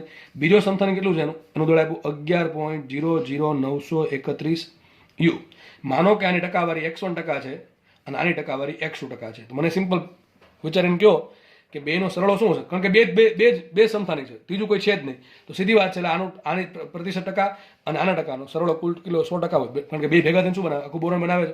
તો બેના કુલ ટકા કેટલા હશે? 100%. લખાઈશું અહીંયા x1 + x2 = 100%. લખાય કે ન લખાય? જો આ 40% હોય તો આ 60% હોય, 80% હોય તો 20% હોય, બરાબર. આ 90% હોય તો 10% હોય. સમજ પડે? આપણને કંઈ ખબર છે નહીં, આરામથી મળી જશે. અને મને શું આપ્યું? કેપિટલ M આપ્યું. કેપિટલ M બરાબર શું આપ્યું મને? બોરોનનું સમતુલ્ય દળ 10.811. હંમેશા કેટલું હશે? મોટા કરતાં ઓછું અને નાના કરતાં મોટું એટલું હશે કેપિટલ M હંમેશા. ગમે એટલે આપે આપણને. સૌથી નાનું દળ જેનું છે એનાથી વધારે હશે, જેનું સૌથી મોટું દળ છે એનાથી ઓછું હશે આ કેપિટલ M. તો ક્વેશ્ચન એમ છે x1 x2 શોધો. હવે સીધી વાત છે, મને x1 મળે તો x2 મળે, x2 મળે તો x1 મળે. 80% મળે તો 20% થાય, આ 20% મળે તો 80%. કોઈ પણ એક મળશે તો મને બીજી વસ્તુ ઓટોમેટિક મળી જશે. હવે કરવાનું શું? સૂત્ર મૂકવાનું છે એટલે વાત થાય પૂરી. તો આપણને ખાલી બે સમસ્થાનિક જ આપ્યા છે. એક M1 દળનું ને એક M2 દળનું. સૂત્ર શું આવશે? કેપિટલ M બરાબર આ પરિણામી દળ, સમતુલ્ય દળ, બરાબર, બોરોનનું દળ. M બરાબર શું આવશે? M1x1 + M2x2 છેદમાં 100%. બરાબર. આ સિમ્પલના ધોરણ 10ના મેથેમેટિક્સ જેવો દાખલો છે, બરાબર. બેઠો દાખલો જેવો લાગે મને તો. હવે આપણને ખબર છે x1 + x2 = 100%. x2 બરાબર તમે કરતા બનાવી શકો અથવા x1 બરાબર કરતા બનાવી શકો. કારણ કે મારી પાસે એક જ સમીકરણ છે અને મારી પાસે બે વેરિયેબલ છે. તો બે વેરિયેબલ ચાલશે નહીં, બીજું સમીકરણ બનાવવું પડશે. બીજું સમીકરણ આપણને ખબર જ છે કયું? બેનો સરવાળો 100% થાય. કેટલો થાય? બેનો સરવાળો 100% થાય. તમે ઘણા કેસ x3 આપ્યું હોય તો ત્રીજું સમીકરણ આપવું પડે. ફરજિયાત ત્રીજું સમીકરણ આપવું જ પડે તો દાખલો સોલ્વ થાય, બાકી થાય નહીં. પણ તમને એક કરતાં વધારે આપશો, બે કરતાં વધારે આવે ને તમને છે ને આ પૂછી નાખે, એમ પૂછી નાખે. તમને આ બધું આપી દે. M1 x1 M2 x2 M3 x બધું આપી દે. તમને પૂછે શું? એમ પૂછે. બરાબર. બહુ માથાકૂટ જ નહીં. પણ આ ટાઈપનો દાખલો પૂછું તો ફરજિયાત બેનો પૂછી શકે અથવા મને 3 પૂછવું હોય તો હજી કંઈક ડેટા પ્રોવાઈડ કરવો પડે તો જ દાખલો સોલ્વ થાય, બાકી થાય નહીં. કારણ કે ખબર છે 3 વેરિયેબલ હોય તો બે સમીકરણથી સોલ્વ થાય. એના ઇન્ફાઇનાઇટ સોલ્યુશન હોય, બરાબર. ટ્રાયલ એન્ડ એરર મેથડ વાપરવી પડે. પોસિબિલિટી ટૂંકમાં આમ હોય આમ હોય આમ થાય, બરાબર. તો ફટાફટ આપણે x1 x2 શોધવાના છે. તમારે શું કરવાનું છે? x2 બરાબર શું મૂકી દો? 100 - x1. સૂત્ર શું બનશે? કેપિટલ M બરાબર M1 x1 એમને પ્લસ એમને M2 રેખા એમને અને x2 બરાબર શું મૂક્યા? x2 બરાબર મૂક્યા 100 - x1. શું મૂક્યા મેં? 100 - x1. સિમ્પલ છે. બધું સમીકરણમાં જો અહીંયા તમને કેપિટલ M ખબર છે, આ કેપિટલ M ની કિંમત મૂકી દો, M1 ની કિંમત મૂકી દો, M2 ની કિંમત મૂકી દો અને વ્યવસ્થિત ગણતરી કરો. આ 100 ને ગુણી નાખજો, બરાબર છે. એટલે x1 તમને ઓટોમેટિક મળી જશે. આટલી ગણતરી જાતે થોડીક કરવી, બરાબર છે. ટ્રાય કરવી કેલ્સી વગર થાય. કેલ્સી વગર કરો તો વધારે સારું અને ના કરો તો ચાલશે, બરાબર. x1 તમને કંઈક પર્સન્ટેજમાં મળશે, એ જેટલે x1 આવે ને 100 માંથી બાદ કરો શું મળે? x2% ઓટોમેટિક તમને મળશે, બરાબર. ઓકે. તો દાખલા બે ઇઝી છે. આમાં સોરી દાખલો ઇઝી છે, આમાં કંઈ વધારે કંઈ છે નહીં. તો દાખલા પૂછ્યા આ ટાઈપના, બરાબર. કંઈ માર્ક જવા જોઈએ નહીં. મોટા ભાગે તમને મેં કીધું એ પ્રમાણે એક તો આમ પૂછે, આ બધું આપી દે M1 x1 M2 x2 એમ પૂછી નાખે, અથવા આ જે દાખલો છે એ પ્રમાણે M આપી દીધું, M1 આપી દીધું, M2 આપી દીધું, તો મને x1 x2 પૂછ્યા છે. બીજું સમીકરણ આપણે આ વાપરશું x1 + x2 = 100%, બરાબર છે. ઓકે, ચલો નેક્સ્ટ ક્વેશ્ચન તમારે ગણવાનો છે. તમારી શું કોઈ યાદશક્તિ કેટલી છે સારી એ જોવા માટે મેં મૂક્યો છે. ક્વેશ્ચન તમે વાંચી શકો છો. ક્લોરીન 1735 ના ન્યુક્લિયસનું દળ આપ્યું મને 34.98 યુ. જો લખી નાખી કેપિટલ એમ આપ્યા મને 34.98 યુ, AMU કે યુ જે ગણો એ. તથા પ્રોટોન અને ન્યુટ્રોનનું દળ આપ્યું મને. માસ of MP is given 1.00783 you. જો આ થોડુંક એક્ઝેક્ટ છે. અને MN mass of neutron is given 1.00866 you. આટલું મને આપેલું છે. તો ક્વેશ્ચન એમ છે ન્યુક્લિયસ માટે EBN શોધો. અરે સર આ તો અહીંથી ક્યાં ઘૂસી ગયો? આ તો બહુ પહેલાં ભણાવ્યું હતું. અરે એટલે જ મૂક્યું છે કે તમને યાદ છે કે નહીં વાલા, કે તમને EBN કેમ શોધતા આવડે કે નહીં? અરે શું કરો EBN માટે? આ તમને કુલ દળ આપ્યું છે. મેં તમને એ જ આવું ભણાવ્યું હતું EBNમાં, દળ સુધી ભણાવ્યું હતું કે જે માનો કે આમાં શું છે 17 પ્રોટોન છે, આમાં 17 પ્રોટોન છે, સામે શું હશે? 35 - 17 18 થાય ને, 18 ન્યુટ્રોન છે. 17 પ્રોટોન 18 ન્યુટ્રોન છે. તો 17 પ્રોટોન 18 ન્યુટ્રોન અલગ અલગ કરી નાખો, એનું ભેગું દળ કરશો ને તો હંમેશા ન્યુક્લિયસના દળથી વધારે આવશે. એ વધારે જે આવે કે દળ સુધી પહેલાં શોધવાનું છું. EBNના દાખલામાં પહેલાં પેલું શોધવું પડે દળ સુધી. દળ સુધી કોને કહે? ડેલ્ટા P બરાબર તમને એવું કીધું હતું ZMP + N × MN. આ જે કુલ દળ છે, અલગ અલગ દળ પ્રોટોનનું, જેટલા બી પ્રોટોન છે એનું દળ અને જેટલા ન્યુટ્રોન છે એનું કુલ દળ હંમેશા ન્યુક્લિયસના દળથી વધારે જ આવે, હંમેશા વધારે આવે. સ્વતંત્ર દળ આ બેનું છે એ હંમેશા ન્યુક્લિયસમાં બંધાયેલા હોય તો જે દળ મળે એના કરતાં વધારે આવે, અને આ જે વધારે આવે એને શું કહેવાય? દળ ક્ષતિ. તમને ડેલ્ટા એમ મળે કે ના મળે? કઈ રીતે મળશે? ઝેડ કેટલા મૂકો? 17 ને 17 ને એન કેટલા મૂકો? 18. તો 17 ગુણ્યા એમપી અહીંથી લેવાના પ્લસ 18 ઇન્ટુ એમએન અહીંથી લેશો એમએન માઇનસ શું કરશો? એમ. આ તમને શું મળશે? ડેલ્ટા એમ મળશે. અને ડેલ્ટા એમનો આન્સર શેમાં આવશે? એએમયુમાં આવશે. શેમાં આવશે? એએમયુમાં આવશે. હવે યાદ કરો બંધન ઉર્જા ઈબી બરાબર શું હતું? બે સૂત્ર હતા, delta M into C square અથવા શું હતું? ડેલ્ટા એમ ગુણ્યા 931 મેગા ઇલેક્ટ્રોન વોલ્ટ. આવું શીખવાડ્યું હતું ભાઈ. આપણે આ કેવા કરવાનું? જ્યારે તમને ડેલ્ટા એમ છે એએમયુમાં મળે ત્યારે શું કરવાનું? 931 મેગા ઇલેક્ટ્રોન વોલ્ટ ગુણી દેવાનું, ડાયરેક્ટ તમને ઉર્જા મળશે. આ કેવા કરવાનું? ડેલ્ટા એમ કિલોગ્રામમાં મળે અને સી સ્ક્વેર એસઆઈ કમાં મૂકો તો તમને આન્સર જૂલમાં મળશે. પણ તમને મોસ્ટલી આન્સર શેમાં દેખાશે? ઇલેક્ટ્રોન વોલ્ટમાં, ખાસ મેગા ઇલેક્ટ્રોન વોલ્ટમાં દેખાશે. તો ડેલ્ટા એમનો જે પણ આન્સર આવે તમારે ગણવાનો છે, કેલ્સી વાપરી દેજો. ડેલ્ટા એમનો જે આન્સર આવે લખવાનો છે, દળ છે આટલી આવી, એને ગુણ્યા શું કરો? 931 કરો, તમને શું મળશે? ઈબી મળશે. શું મળશે? ઈબી મળશે. ઈબી કંઈક મેગા ઇલેક્ટ્રોન વોલ્ટમાં મળશે. પણ તમને માંગ્યું શું? ઈબીએન માંગ્યું વાલા. તો ઈબીએન બહુ ઈઝી છે. ઈબીએન કોને કહેવાય? ઈબી ભાંગ્યા એ. કોને કહેવાય? ઈબી ભાંગ્યા એ. ભૂલાઈ ગયું હોય તો પાછું રિવિઝન કરી લો, બરાબર? એવું કંઈ છે નહીં ખાસ. તો જે ઈબી મળશે, બરાબર, એને ભાંગ્યા એ કરો તમને શું મળશે? ઈબીએન મળશે. આ શું બતાવે? આ બતાવે ક્લોરીન માટેની ન્યુક્લિયોન દીઠ બંધન ઉર્જા ઈબીએન, એનું સ્થાયિત્વ બતાવે. જેટલું ઈબીન વધારે એટલું સ્થાયિત્વ વધારે, જેટલું ઈબીન ઓછું એટલું સ્થાયિત્વ ઓછું. નેક્સ્ટ આગળ વધીએ આપણે. ચલો નેક્સ્ટ. બહુ ઇઝી થિયરી, આમ તો થિયરી ભણવાની છે, આમ તો બહુ ઇઝી થિયરી છે. થોડાક દાખલા છે જે ક્યારેક પૂછી નાખ્યા છે, બરાબર. બાકી મોસ્ટલી જે દાખલા પૂછાય છે આ ચેપ્ટરમાંથી એ આગળના પાર્ટમાંથી પૂછાય છે. ન્યુક્લિયર, બે વસ્તુ બાકી છે, ન્યુક્લિયર વિભંજન અને ન્યુક્લિયર સંલયન. વિભંજન કોને કહેવાય, સંલયન કોને કહેવાય? અને મેં તમને કીધું હતું ગોખવા નથી. લગભગ મેં તમને જ્યારે ઈબીએન વાળો ગ્રાફ ભણાવ્યો ત્યારે શીખવાડેલું છે કે ન્યુક્લિયર વિભંજન કોનું થાય, ન્યુક્લિયર સંલયન કોનું થાય. આમ તો વિભંજન અને સંલયન ત્યારે જ પતી ગયું હતું, પણ આજે ફરીથી પાછું ભણાવું છું એમ કહી શકાય, બરાબર છે. તો તમને ગ્રાફ ભણાવ્યો હતો ઈબીએનનો, યાદ કરો શું હતો ગ્રાફ? તમને બધાને યાદ હશે કે આટરનો ગ્રાફ હતો, બરાબર છે. આટરનો ગ્રાફ ભણાવ્યો હતો તમને. આ કોનો ગ્રાફ છે? તો લખવું ના જોઈએ પણ તમને લખી દઉં છું. ઈબીએન વર્સિસ આ તમને જાતે ખબર પડી જાય કોનો ગ્રાફ છે. જોઈને ખબર પડી જાય કે ઈબીએન વર્સિસ એનો ગ્રાફ છે. એમાં તમને કીધું હતું જેટલું ઈબીએન વધારે એટલું તત્વો સ્થાયી વધારે. આપણે કંઈક ભાગ પડ્યા હતા 30 થી 170, બરાબર છે. આ તત્વો કેવા હતા? સ્થાયી હતા. કારણ શું? ઈબીએન વધારે છે, એનું ઈબીએન વધારે છે બીજા બધા કરતા. આ તત્વો છે એનું ઈબીએન ઓછું એટલે અસ્થાયી છે. આ તત્વો માટે ઈબીએન ઓછું એટલે અસ્થાયી છે. પણ આ તત્વો હલકા તત્વો, કારણ કે એના માટે પરમાણુ દળાંક એ ઓછો છે, 30 કરતાં ઓછો. આ તત્વોને ભાર તત્વો કહેવાય કારણ કે એનો પરમાણુ દળાંક એ છે એ 170 કરતાં વધારે છે, બરાબર છે. તો આ સ્થાયી તત્વો છે, આ અસ્થાયી, આપણા સ્થાયી, આ હલકા અસ્થાયી, આ ભારે અસ્થાયી. આટલી ખબર છે? ચલો હવે મેં તમને કીધું હતું બે ટાઈપની પ્રોસેસ આવે, એક સંલયન આવે, વિભંજન આવે. વિભંજન નામમાં જ વિભંજન એટલે શું થાય? કટકા થવા, ટુકડા થવા. અને સંલયન એટલે ભેગું થવું. તો હવે આપણે વિચારવાનું એ છે કે કોનું સંલયન થાય ને કોનું વિભંજન થાય, બરાબર. ચલો વિચારીએ. તો આપણને ખબર છે કટકા કોના થઈ શકે? જે ઓલરેડી નાનો છે ને શું કટકા થવાના? જે મોટા તત્વો છે, ભારે તત્વો, એનું શું થાય? ન્યુક્લિયર વિભંજન થાય. તો ભારે તત્વો, માનો કે કોઈ ભારે તત્વો છે, ભારે તત્વો કેમ છે? કારણ કે એના માટે એ કેટલો ઘણો વધારે છે, અને એ ઘણો વધારે છે. આપણે ખબર છે પેલો ગ્રાફ પરથી કે તત્વો કેવા છે? અસ્થાયી તત્વો. અસ્થાયી શું કામ છે? એનું ઈબીએન ઘણું ઓછું છે. બધું લખી દીધું છે મેં. જો ભારે તત્વો શું કામ છે? એનો પરમાણુ ક્રમાંક પરમાણુ દળાંક એ વધારે છે, એ વધારે છે એટલે ખબર છે એનું ઈબીએન કેવું ઓછું હોય એટલે આપણે કેવું તત્વ? અસ્થાયી હોય. આ ભારે તત્વ છે, મેં તમને કીધું છે ભારે તત્વ છે એ સ્થાયિત્વ મેળવવા માટે ન્યુક્લિયર વિભંજનની પ્રોસેસ કરે. ભારે તત્વ સ્થાયિત્વ મેળવવા માટે ન્યુક્લિયર વિભંજનની પ્રોસેસની મદદ વડે શું કરશે? ભંગાણ થશે, અને ટુકડા થઈ જશે. ટુકડા થઈને શું બને? વિચારો, ટુકડા થઈ જાય, યુરેનિયમના ટુકડા થાય તો બરાબર, એનો પરમાણુ ક્રમાંક દળાંક કેટલો છે? 238 છે. અને ટુકડા થાય તો શું બને? નાના નાના તત્વો બનશે. અને એ તત્વો કેવા થશે? હલકા. હલકા એટલે એવા નહીં 30 કરતાં ઓછા, પણ એવા તત્વો હશે કે આની કમ્પેરિઝનમાં હલકા. ભારે અને હલકા એટલે કે આ જેટલા ભારે છે એની કમ્પેરિઝનમાં આ હલકા છે. આ પહેલા હલકાની વાત કરતો હતો 30 કરતાં ઓછા, એની વાત કરતો નથી. તો આ જે હલકા તત્વો બનશે, જેમ કે આ ભાગમાં જો આ ભાર તત્વો હતા એ કટકા થઈને શું બનશે? આ ભાગમાં આવશે, આ ભાગમાં. સમજ પડે છે? આ ભાગમાં હલકા તત્વો બનશે. ટૂંકમાં આની કમ્પેરિઝનમાં તત્વો કેવા હશે? હલકા તત્વો. જો તત્વો લખ્યું છે, ભાર તત્વો આવશે, સોરી, ભારે તત્વ છે, તત્વ એક જ તત્વ હશે, એ ન્યુક્લિયર વિભંજન પામીને હલકા તત્વોમાં પરિણમશે અને જોડે જોડે કંઈક ઉર્જા આપશે, કંઈક જોડે જોડે ઉર્જા આપશે. આ હલકા તત્વો છે એનું એ વધારે છે, સોરી એ ઓછું છે, એનું સ્થાયી તત્વ છે અને ઈબીએન વધારે છે એટલા માટે, બરાબર. અને આ જે પ્રક્રિયા થાય ન્યુક્લિયર વિભંજનની કુદરતમાં એ આપમેળે થતી હોય. ઘણાના મનમાં જે પ્રક્રિયા આપમેળે ક્યારે થઈ શકે? તો બે લાઈન તમારે યાદ રાખવાની છે. તમને મેં કીધું હતું આની પાછળ એક દળ હશે અને નિપજ પાછળ એક દળ હશે. આ થઈ ગયું પ્રક્રિયકનું દળ અને આ થઈ ગયું નિપજનું દળ. તમને મેં કીધું હતું જેટલું દળ વધારે એટલી ઉર્જા વધારે. તો શરૂઆતમાં જેટલું દળ વધારે એટલું એની પાસે ઈ બરાબર mc સ્ક્વેર ઉર્જા વધારે. આની પાસે એક દળ છે તેની પાસે ઈ બરાબર mc સ્ક્વેર ઉર્જા હશે. હવે આ બાજુ ઉર્જા માનો કે 50 જૂલ છે, આ બાજુ ઉર્જા 50 જૂલ, સમજો ખાલી. આ બાજુ 30 જૂલ આવી, 20 જૂલ ક્યાં ગઈ? 20 જૂલ ઉર્જા મળશે અમુકની, ખબર પડે? તો ઉર્જા ક્યારે ઉત્પન્ન થાય? પ્રક્રિયા ઉર્જા ક્યારે ઉત્પન્ન કરશે?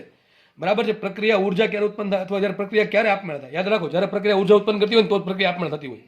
અને પ્રક્રિયા આપમેળે ક્યારે થાય કે પ્રક્રિયા ઉર્જા ક્યારે ઉત્પન્ન, યાદ કરો, જ્યારે ભારે તત્વ જે પ્રક્રિયકો છે એનું દળ નિપજના દળ કરતાં વધારે હોય ત્યારે જ પ્રક્રિયા આપમેળે થાય. જો લખ્યું છે જે પ્રક્રિયામાં, ખાસ યાદ રાખજો, ગોલ્ડન પોઈન્ટ છે આ, જે પ્રક્રિયામાં પ્રક્રિયકનું દળ નિપજના દળ કરતાં વધુ હશે, એટલે કે દળ ક્ષતિ ધન મળે. દળ ક્ષતિ કોને કહેવાય? પ્રક્રિયકનું દળ માઇનસ નિપજનું દળ. આ પ્રક્રિયકનું દળ છે, માઇનસ નિપજનું દળ કરો તો શું મળે તમને? દળ ક્ષતિ મળે. અને ભારે તત્વનું દળ વધારે હોય, પ્રક્રિયકનું દળ વધારે હોય, અને હલકા તત્વ પ્રક્રિયકનું દળ વધારે હોય, નિપજનું દળ ઓછું હોય, તો વિચારો બાદબાકી કરો શું આન્સર આવે? બાદબાકી કરશો દળની તો ધન આન્સર આવે. તો દળ ક્ષતિ કેવી મળે? ધન મળે.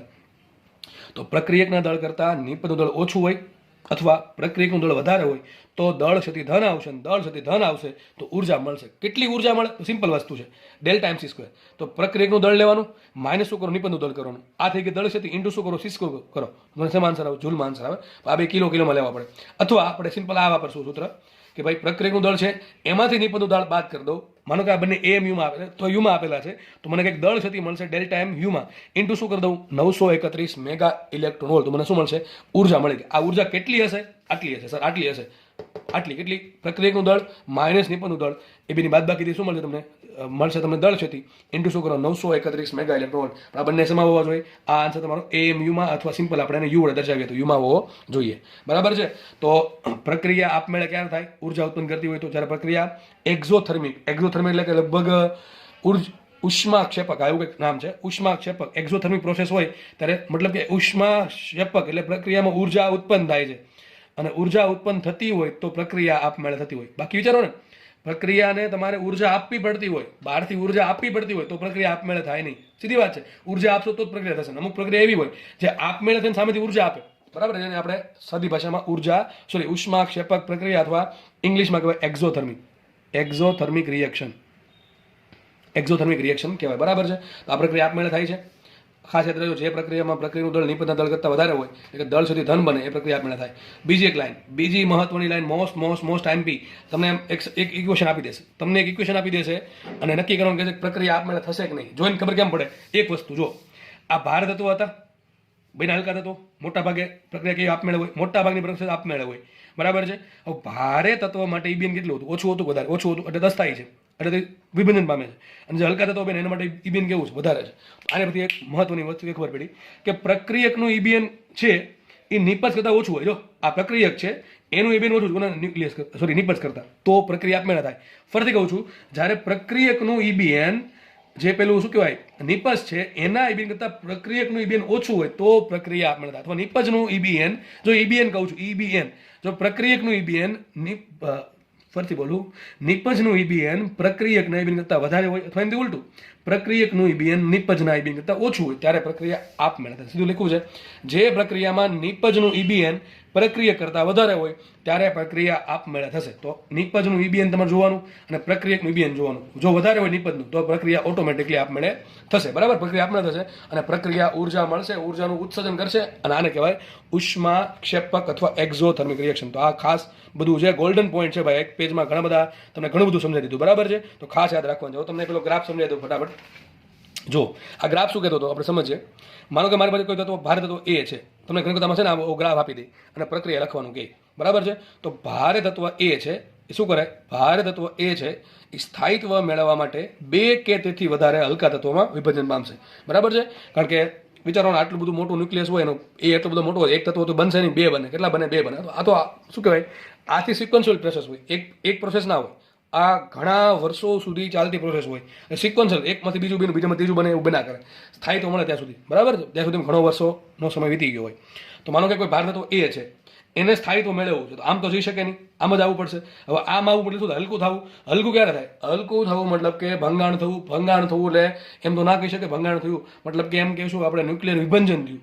તો આને કહેવાય ન્યુક્લિયર વિભંજન. તો મારી પાસે ભારે તત્વ A હતું. શું હતું? ભારે તત્વ A હતું. એમાં ક્યાં ગોખવાની જરૂર છે? ભારે તત્વ A હતું, એની EBN કેવી છે? EBN ઓછી છે. EBN ઓછી છે કેવું છે? અસ્થાયી છે. અસ્થાયિત્વમાંથી સ્થાયિત્વ મેળવવા માટે શું કરે ભાઈ? હવે હું તો કે અસ્થાયી છું, મારે સ્થાયિત્વ થવું એટલે શું કરવું? એને નીચે આ બાજુ આવવું પડે. હવે આ બાજુ આવશે તો એ ઘટી જશે, એ ઘટશે એટલે અલગ તત્વ બનશે. ધારો કે તત્વ બેનું બી તત્વ બેનું સી, તો આનું આ તત્વ કેવું છે? આ બે તત્વો કેવા છે? હલકા તત્વો છે. કેવા છે? હલકા તત્વો છે. આની કમ્પેરિઝનમાં તત્વો કેવા છે? હલકા તત્વો છે. ઈબીએન કેવું છે? વધારે છે. દેખાય કે નહીં? આનું ઈબીએન કેટલું? આટલું. આ બેનું ઈબીએન વધારે છે, આની કરતા ટૂંકમાં કરતા વધારે છે. ઈબીએન કેવું વધારે છે?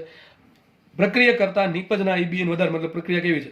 આપમેળે. કેવી છે પ્રક્રિયા? આપમેળે છે. આપમેળે પ્રક્રિયા થાય તો ઉર્જા ઉત્પન્ન થાય. બધું એક જ છે.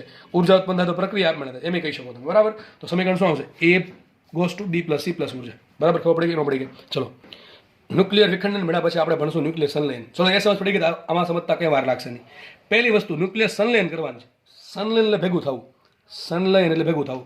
માનો કે તો એક યુરેનિયમ છે અને એક થોરિયમ છે, સમજાવવા માટે ને એ બી નહીં, પીક્યુ લઈ લઈએ આપણે, અલગ નામ આપીએ પીક્યુ. હવે આ ભારે ને આ ભારે, સમજો. આપણે વિચાર કરીએ ભારે તત્વોમાં ન્યુક્લિયર સંલયન થાય કે ન થાય. સમજો, ગોખવાનું નથી ભાઈ. ગોખો તો ફિઝિક્સ નહીં આવડે, સમજશો એટલે ફિઝિક્સ આવડશે. બરાબર છે. હું તમને સમજાવું છું, એક્ઝામ્પલ આપીએ અલગ અલગ. બરાબર. ભેગા થઈને શું કરવું છે? ન્યુક્લિયર સંલયન. સંલયન શું થાય? ભેગું થવું. તો વિચારો, બેનું અલ્ટિમેટલી ગોલ શું છે? સ્થાયિત્વ મેળવવાનું. સ્થાયિત્વ ક્યારે મેળવે? એની ઈબીએન વધે તો. હવે માનો કે બે ભેગા થયા, વિચારો, બે ભેગા થયા, આનો એક પરમાણુ ક્રમાંક, પરમાણુ ક્રમાંક એ હશે, A1 હશે, આનો A2 હશે. બે ભેગા થયા તો શું થાય? A1 plus A2. એ તો ક્યાં આવશે? આ બાજુ આવશે. હજી તો હજી ઈબીએન ઘટતી જશે. સમજ પડે કે ન પડે? તો આનું ન્યુક્લિયર સંલયનથી કોઈ ફાયદો છે? કોઈ ફાયદો નથી. સમુખના આ વધારે અસ્થાયી થઈ જશે. તો પહેલી વસ્તુ, ભારે તત્વોમાં ન્યુક્લિયર સંલયન થાય નહીં. કારણ શું? કે ભાઈ કારણ એ છે કે ભારે તત્વોના ઓલરેડી ઈબીએન કેટલા છે? ઓછા છે. હવે ભારે તત્વો ભેગા થવાથી હજી જો મોટું ભારે તત્વ બનશે તો એનું ઈબીએન હજી આ બે કરતાં ઓછું હશે. તો પછી પ્રક્રિયા છે એ આપમેળે નહીં થાય, અને જે તત્વો બનશે નિપજમાં એ વધુ અસ્થાયી હશે. આ ન્યુક્લિયર વિખંડન, ન્યુક્લિયર સંલયનનો મેન ગોલ શું છે? સ્થાયિત્વ મેળવવાનો. તો પહેલી વસ્તુ, ભારે તત્વોમાં થાય નહીં. સર તો કોનામાં થાય? અરે સીધી વાત છે. માનો કે મારી પાસે એક હલકું તત્વ છે એ, એની ઈબીએન ઘણી ઓછી છે, અને બીજું હલકું તત્વ છે બી, એની ઈબીએન બહુ ઓછી છે. હવે આ કેસ હાલો, હું અસ્થાયી છું, આ કે હું અસ્થાયી છું, તો આ બે કંઈક કામ કરીએ, આપણે બે પ્રોસેસ કરીએ અને ન્યુક્લિયર સંલયન કરીને એક નવું તત્વ બનાવીએ. વિચારો, બે ભેગા થાય છે. ભેગા થાય ડેફિનેટલી બેનો શું થાય? એનો સરળો થાય. એનો સરળ, આનો ધારો કે A1 છે, આનો A2 છે, પરમાણુ દળાંક. તો જે તત્વ બનશે, ધારો કે C બને છે, એનો A અને B ના A કરતાં કે વધારે હોય કે ન હોય? પરમાણુ દળાંક વચ્ચે ઘટશે. બે ભેગા થાય તો પરમાણુ દળાંક વધે. તો C બનશે. C એ થોડુંક સ્થાયી છે. હું એમ નહીં કહેતો કે આ હંમેશા આ બધું જ પડશે, આમાં પડશે, એવું જરૂર નથી. પણ આ એક વસ્તુ તમે કહી શકો, A અને B કરતાં C તો કેવું છે? થોડુંક વધારે સ્થાયી છે. થોડુંક વધારે સ્થાયી છે. એવું નહીં કે તો હું એકદમ સ્ટેબલ છે, આ રેન્જમાં આવે એવું સ્ટેબલ છે એવું કહી શકતો હું નથી કહી શકતો. એ ડિપેન્ડ કરે A ને B કયા છે. પણ સમજો, A ને B કરતાં C છે એ વધારે સ્થાયી છે, એટલે A ને B ભેગા થઈને શું કરે? ન્યુક્લિયર સંલયન કરે. કેટલી મસ્ત વાત છે કે આ ગ્રાફ કેટલું બધું સમજાઈ જાય છે આપણને. ગોખવાની કઈ જરૂર છે નહીં. તો શું લખ્યું છે અહીંયા? હલકા તત્વો લખ્યા છે. હલકા તત્વો કેવા છે? વધુ અસ્થાયી છે અને ઈબીએન કેવું ઓછું છે. એ શું કરે? ન્યુક્લિયર સંલયન કરશે અને શું બનાવશે? ભારે તત્વ બનાવશે. ભારે તત્વ એટલે એવું નહીં કે આ બાજુ બનાવશે. ઘણા મનમાં ગોખી નાખે ભારે તત્વ એટલે આટલું. અરે ભાઈ, આ બેની કમ્પેરિઝનમાં આ ભારે હશે. જેમ કે A ને B કરતા એનો A આટલો છે, બીનો B આટલો છે, એને કરતા C જે છે એનું ભારે તત્વ એટલે કે A વધારે છે. તો A અને B કરતા જે ભાર તત્વ C બન્યું એ કેવું છે? ઓછું અસ્થાયી છે, એટલે કે વધુ સ્થાયી છે, અને ઈબીએન કેવું છે? વધારે છે. આમાં પણ ઉર્જા મળે, આમાં પણ ઉર્જા મળશે. કેમ કે કઈ રીતે ઉર્જા મળશે? તો A અને B નું જે દળ છે એ C ના દળ કરતાં વધારે હોય છે. અને જો ઉર્જા મળે તો જ પ્રક્રિયા આપમેળે થશે, અને તો જ શું થશે? પ્રક્રિયા આપમેળે થશે તો જ આપણને ઉર્જા મળશે. સમજ પડે કે ન પડે? ફરીથી કહી દઉં છું, ઉર્જા ક્યારે મળે? તો જે પ્રક્રિયા હમણાં કીધું, પ્રક્રિયકનું દળ છે એ નિપજના દળ કરતાં વધારે હોવું જોઈએ, અથવા પ્રક્રિયકનું જે ઈબીએન છે એ નિપજ કરતાં ઓછું હોવું જોઈએ. બે વસ્તુ યાદ રાખવાની છે. પ્રક્રિયકનું દળ નિપજના દળ કરતાં વધારે હોવું જોઈએ, અથવા પ્રક્રિયકનું જે ઈબીએન છે, ઈબીએન એટલે બરાબર એ ઓછું હોવું જોઈએ કોના કરતાં? નિપજના દળ કરતાં, નિપજના ઈબીએન કરતાં ઓછું હશે તો જ પ્રક્રિયા આપણે. સીધી વાત છે. A અને B ની ઈબીએન છે એ C કરતાં કેવી રીતે ઓછી છે? પ્રક્રિયા આપમેળે થાય ને ઉર્જા મળે. તો ઘણી વખત તમને આવો પ્રશ્ન પૂછે, ABC અહીં દોરેલા હોય અને કીધું કે આમાં કઈ પ્રક્રિયા થાય? શું થાય? ન્યુક્લિયર સંલયન થાય. પહેલી વસ્તુ શું થાય? ન્યુક્લિયર સંલયન થાય. પ્રક્રિયાનું સમીકરણ શું આવે? A પ્લસ B ભેગા થઈને શું બનાવશે? C બનાવશે. તો A પ્લસ B શું બનાવશે? C બનાવશે. કંઈક મળશે ઉર્જાને. શું લખ્યું છે? આ નિપજની ઈબીએન વધુ તો પ્રક્રિયા આપમેળે થશે. બરાબર. ચલો, એક દાખલો ગણી નાખીએ આપણે આના બેઝ. શું કહે છે? તમને ગ્રાફ આપેલો છે. કયા પ્રક્રિયકો માટે ન્યુક્લિયર વિભંજન અને કયા પ્રક્રિયા માટે ન્યુક્લિયર સંલયન થશે? પ્રક્રિયાનું સમીકરણ લખો. ચલો, આવડશે કે નહીં આવડે? જો અહીં શું લખ્યું? PQR ઉપર લખ્યા છે BCA. PQR BCA. ચલો પેલા લખીએ ન્યુક્લિયર સંલયન. ન્યુક્લિયર સંલયન ક્યાં થાય? પહેલી વાત તો સંલયન ક્યાં થાય? હલકા તત્વોમાં થાય. હલકા તત્વો ભેગા થઈને શું બનાવે? મોટો તત્વ બનાવે તો P ને Q ભેગા થઈને શું બનાવશે? R બનાવશે. લખી નાખ્યું. P plus Q goes to R. પતી ગયું. વિભંજન ક્યાં થાય? વિભંજન ટુકડા થવા. કોના ટુકડા થાય? ભાર તત્વના. કયું છે? A ટુકડા થઈને શું બનાવે? હલકા તત્વ બનાવે તો શું બનાવશે? A ના ટુકડા થઈને શું બનશે? B plus. આમાં કંઈક ઉર્જા મળશે. અને આમાં કંઈક ઉર્જા મળશે. ડિપેન્ડ કરે હજી કહું નહીં જરૂર નથી કે ઉર્જા મળે છે, બરાબર. જો કે આમાં તો ઉર્જા મળશે જ તે ડેફિનેટલી, બરાબર. પણ આમાં કારણ કે નોર્મલી શું હોય કે એ કરતાં બી પ્લસ સીની ઈબીએન કેવી છે વધારે છે એટલા માટે. પણ મોસ્ટલી ઘણી વખત છે ને તમને ઈબીએન ડાયરેક્ટ ના આપ્યું ત્યારે સોના પર જવું પડે, દળ પર જવું પડે, અને દળ ચેક કરીને ખબર પડે. હું હજી તમને કહું છું, તમને ઈબીએન ખબર હોય તો તમે ડેફિનેટલી કહી શકો પ્રક્રિયા આપણે થશે કે નહીં થાય. જો નિપજની ઈબીએન વધારે આવી પ્રક્રિયા કરતા તો ડેફિનેટલી પ્રક્રિયા આપણે થશે. પણ ઈબીએન નથી આપ્યું, દળ આપ્યું તો તમારે ચેક કરવું પડે દળ છે તે ધન છે કે ઋણ છે, બરાબર છે. એટલા માટે કહું છું કે આ પ્રક્રિયામાં ઉર્જા મળશે કે નહીં મળે, આમાં ઉર્જા મળશે કે નહીં મળે એ આપણે કહી શકીએ નહીં. પણ નોર્મલી કુદરતમાં જે પ્રોસેસ થાય છે એમાં મળે છે ઉર્જા, બરાબર છે, એમાં ઉર્જા મળે છે. પણ તમને ધકમમાં દાખલો જે બનાવીને આપશે એમાં જરૂરી નથી કે ઉર્જા તમને મળે છે, બરાબર કે નહીં. તો ખાસ યાદ રાખવું, કાં તો ઈબીએનથી ચેક કરો, કાં તો દળ છતી પરથી ચેક કરો, બરાબર છે. ચલો આગળ એક દાખલો જાતે કરવાનો છે તમારે. PU94-241 ના વિભંજનથી શું બને? 8 આલ્ફા અને 5 બીટા કણ બને છે. તો જે અંતિમ નિપજ બને એના માટે એ અને એ ઝેડ શોધો. આ આવડવો જો દાખલો, બરાબર. શું કહે છે કે PU છે 94-241 એનું વિભંજન થયું અને 8 આલ્ફા ઉત્પન્ન થયા અને 5 બીટા કણ ઉત્પન્ન થયા. જે પરિણામી નિપજ મળી એ નિપજ માટે એ કેટલું ઝેડ કેટલું. અહીંયા લેક્ચર પૂરું, બરાબર. લેક્ચર એ રાખીએ. જેટલા બી ક્વેશ્ચન આપ્યા છે બની શકે તેના આન્સર કોમેન્ટમાં લખવા. ધન્યવાદ. જય હિન્દ.